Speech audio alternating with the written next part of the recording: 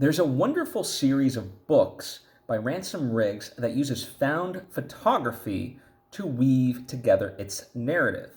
And it's so inventive and wonderful. You might have heard of it. The first book in that series is Miss Peregrine's Home for Peculiar Children, which also went on to become a movie. Now, the movie is, as usually happens, different than the book in that way. To me, the book, the first book itself, is better than the movie, and the rest of the books are enjoyable. Right now, there's 6 books. There's no official title for this series, if you will. Not like the Lord of the Rings or the Hobbit, or Chronicles of Narnia or anything like that. So for all intents and purposes, I'm calling it the Peculiar Children series. But it's wonderful. It's really inventive and fun.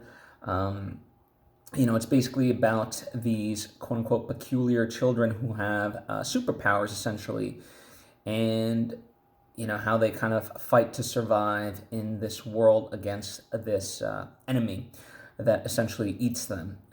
And much in the vein of Harry Potter, they have to kind of remain hidden from the world as well.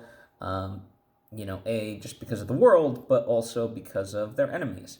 And so in that way, that's kind of the basic gist of it.